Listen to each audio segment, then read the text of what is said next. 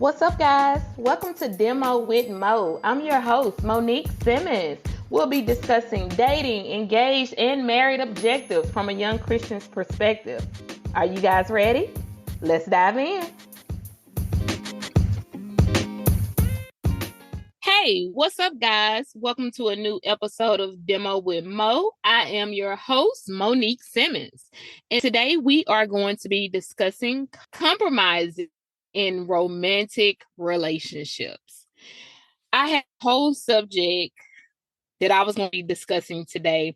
I had a real life moment or experience that happened, and it made me completely throw my topic out of the window. Well, let me not say throw it out of the window, but kind of place it to the side to discuss it at a later date. You ever have that happen where you have a game plan, you have something planned, you know what you're going to do, but it's like something happens and you like, this is the thing that I really need to do. This is the thing that I really need to talk about. This is the thing that I really need to focus on. Yeah, that's the moment that I just had. Well,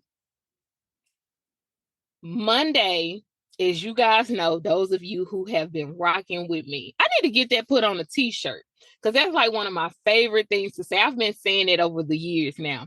Those of you who have been rocking with me, like I really need to like put that on a t-shirt. Those of you who have been with me for a while now, you probably are aware that Mondays are my self-care days. That's the day I usually record podcast episodes. Unless I'm interviewing a guest, Mondays are my strict days where I have that set aside time where I'm recording the podcast episode, editing the podcast, doing something for myself. I usually go out to eat. I may go for a drive. I may, whatever it is, it's just set aside self-care time. Like today I went and got my nails done and my feet done. It's just self-care time where I do something for myself. It's a set aside intentional day where I focus on doing something for myself. And I've been doing it for a couple years now. Since I've actually been doing the podcast. And today, my husband called me maybe in a couple hours before he called me before his usual time to get out and said they had some people to call and say they had to do some things and they were going to have to work later than they would usually have to work. Well, you know, Monday is my self-care day. So usually when my husband gets home, I'm clocking out. And when I say clocking out, I'm leaving home and he's taking over duties with the kids. That's what I mean when I say I'm clocking out. Well, now this changes things because now he's going to get off work late. So that's going to change what I have planned because I usually have planned in advance what I'm going to do for that day. Some days I may wing it. I mean, some weeks I may wing it, but I usually have it planned in advance exactly what I want to do because I'm on a schedule. Because think about it. I'm recording the podcast, I'm editing that podcast, and I usually go out for dinner and I edit the podcast. I usually choose a restaurant that has Wi-Fi because I'm editing the podcast on my laptop. It's just a whole system. It's something that, it's a whole system to what I do. So and I try to be home by a decent hour because I still have to get up early the next morning for work.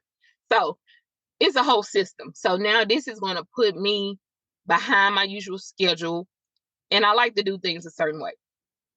So I'm saying this because now this is going to throw my schedule off, and I could easily get upset or feel some type of way or all type of things. It's easy to get caught up in that, but this is out of his control.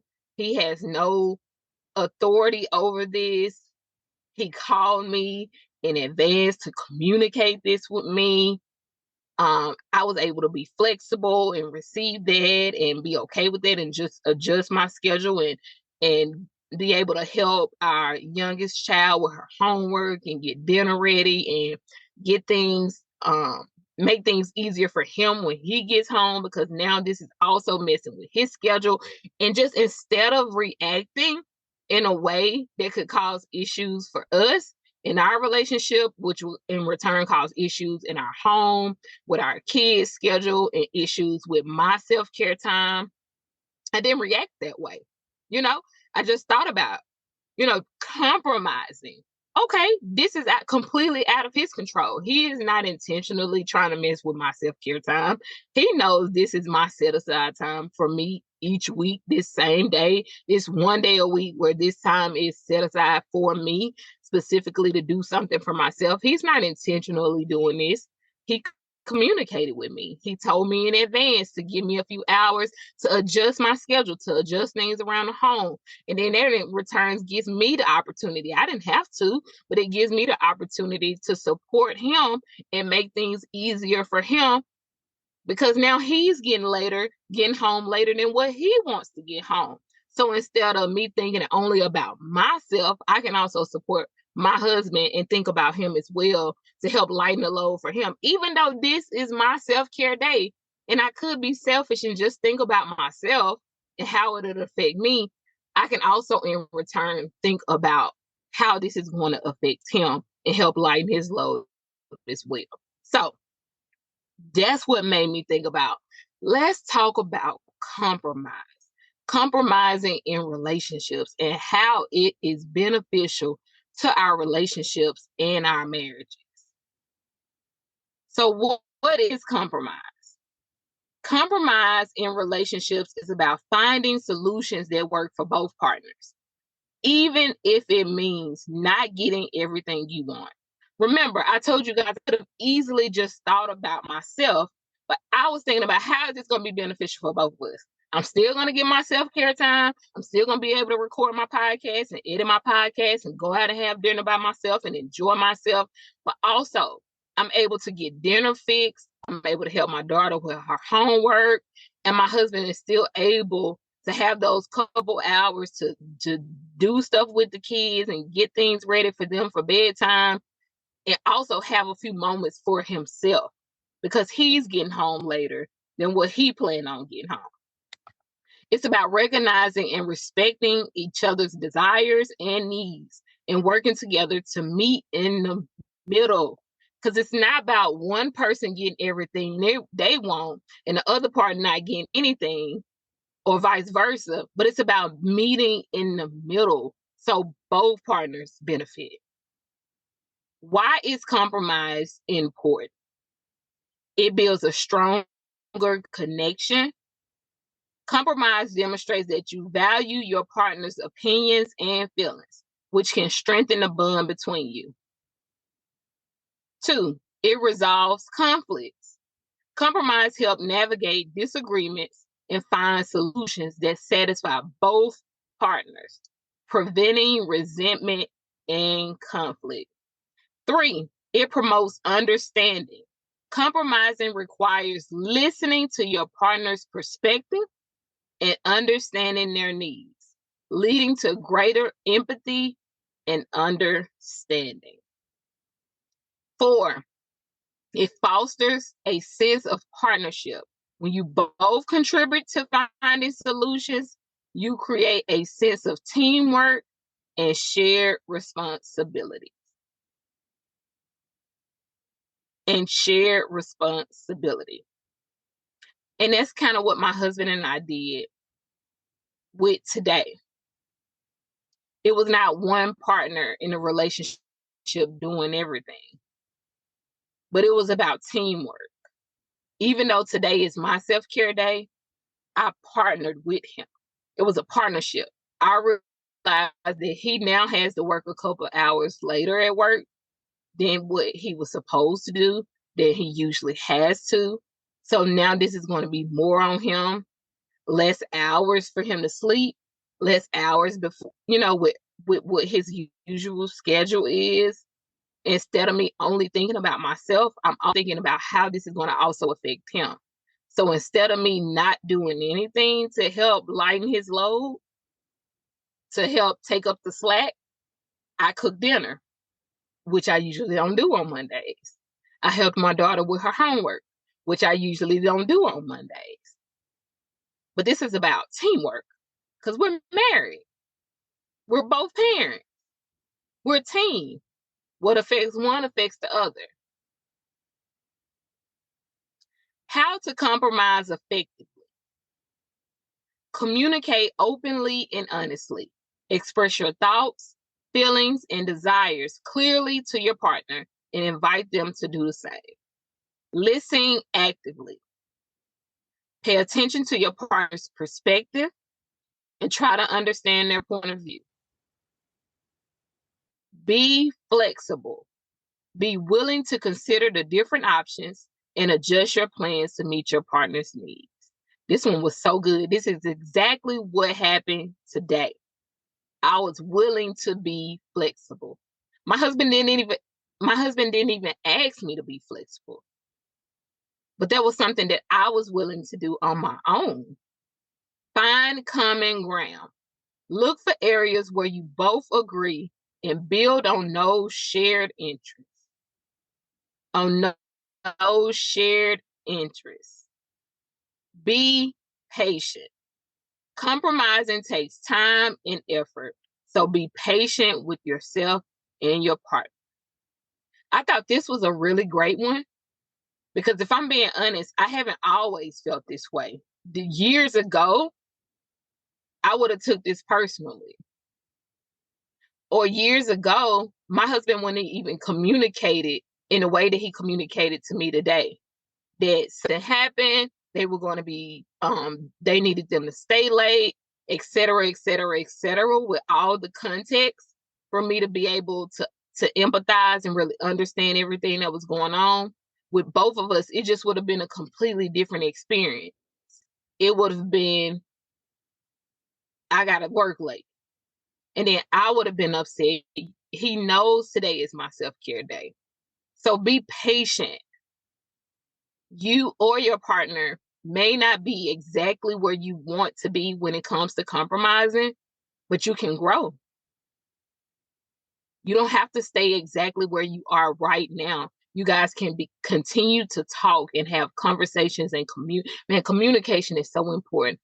I promise I feel like I'm repeating that over and over and over and over and over. I feel like I even say that in my marriage a lot, in my friendships a lot, in all my relationships a lot, because communication is so important. I feel like we assume a lot. And most of the times when we assume the worst. I feel like this is what you would have thought. I assume this is how you would have felt. But if we communicate, if we put our feelings out there openly and honestly, even if we think we're not going to like what we hear, we will know. But be patient with one another.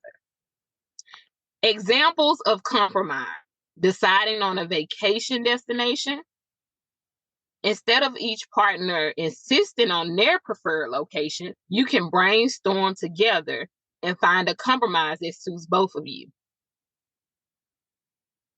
Usually when my husband and I are vacationing, or even with our kids as a family, what I'll do, and this is the compromise that we do, because I'm big on vacations. Like, I probably know this as well, but I love to go on a vacation, and my husband has now jumped on that bandwagon. He loves a vacation as well now.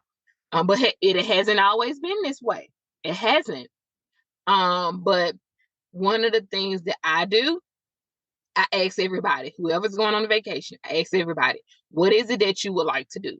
What is it? What type of activities are you interested in? What type of restaurants would you like to go to? Like, what type of food would you like to have? Like, what is it that you're interested in doing? What type of surrounding places do you want to see? Like, do you want to be in the mountains? Do you want it to be cold? Do you want to be warm areas? Do you want the beaches? Like, what is it that you're interested in? And that's kind of how we brainstorm together to kind of choose a place. Because if I'm looking for the cabins in the mountains and you're saying you want the beach and the sand, we're on different pages. So we kind of got to brainstorm to figure out together where would we like to vacation. But if you say you like to go to an NBA game and I'm saying I want some Cajun food, okay. It sounds like we can kind of compromise on New Orleans, because we can get both. I can get Cajun food, you can get your NBA game, So that's kind of how you can kind of brainstorm that thing together where you both can meet in the middle. He or she may not be able to get that beach and that sand, but they can be able to get that NBA game. So that's kind of how you compromise. Because compromise, back to what we were talking about earlier, it's not where one person gets everything that they want while the other partner gets none of what they want, but it's about you guys meeting in the middle. If both of you are able to get some of the things that you want, that's a beautiful thing. That's a compromise. Next example, dividing household chores. Instead of one person always doing the dishes, you can agree on a schedule that fairly distributes the workload. And the last example, choosing a movie to watch. Instead of each partner insisting on their preferred movie, you can compromise by choosing a genre or movie that appeals to both of you. Okay, now last but not least, because we've been talking about compromise, there are some times when you should not compromise or when to avoid compromise. I do want to touch on it a little bit before we close out today. So when to avoid compromise, because I am aware there are some times. Number one, when your partner is being manipulative or abusive. If your partner is using compromise as a way to control you or make you feel bad, it's important to set boundaries and stand up for yourself. Because this is a sensitive one here. And I don't want you to just listen to me and take my word for that and assume that I know everything when it comes to this one. I'm gonna put a pin right there. I'm gonna stick a pin right here. Because these points that I'm making, this is just from a lot of research. I would encourage you, because I'm actively in therapy, I would encourage you, if you're unsure about this one right here, because I know there may be some people on the other end of my voice who are in abusive relationships or who are unsure if they are in abusive relationships. And I am speaking from someone who have been in abusive relationships myself. If you are unsure, I would encourage you to speak with someone and speak with a trusted party, whether that's a therapist or a counselor, or maybe your pastor or a trusted friend, somebody whom you trust. But I would personally encourage a therapist, non-biased person who can give you resources. If this one right here sticks out to you, yeah, I just wanted to make sure I said that. I just didn't want to skim too fast past that. Number two, when your partner is not willing to compromise. If your partner is unwilling to listen to your needs or find solutions that work for both of you, it may be a sign of a deeper problem in your relationship. Number three, when your values are at stake. There are some things that are non-negotiable, and you should not compromise on your core values. Okay? Put an exclamation point right there. You know, I'm not you, and I'm not going to tell you what your core values are, but you know what your core values is.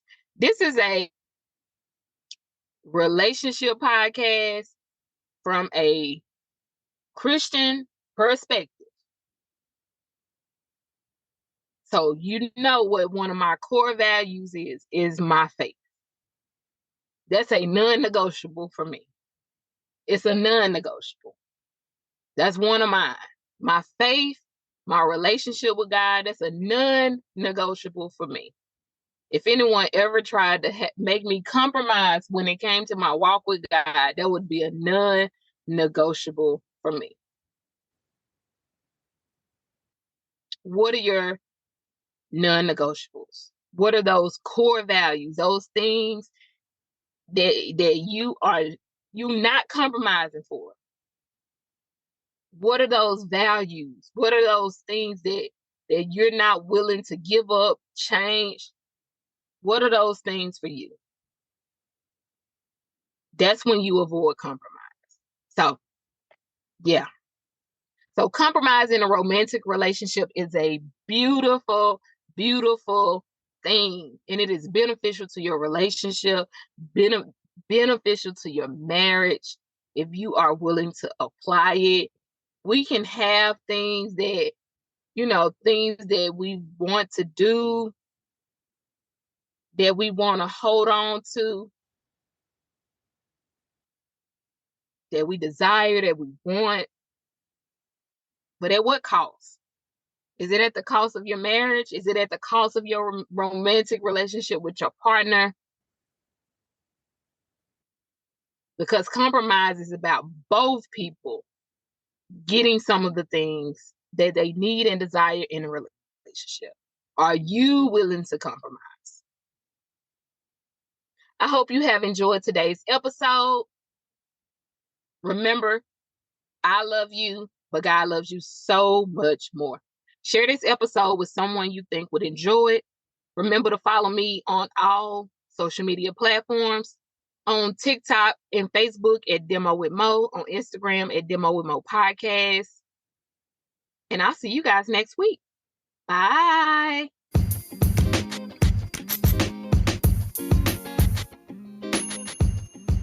I hope you guys have enjoyed. Follow me on Facebook at Demo with Mo. If you have any questions you would like answered here live on my podcast, email them to me at demowithmo@gmail.com. That's DEMOWITHMO@gmail.com.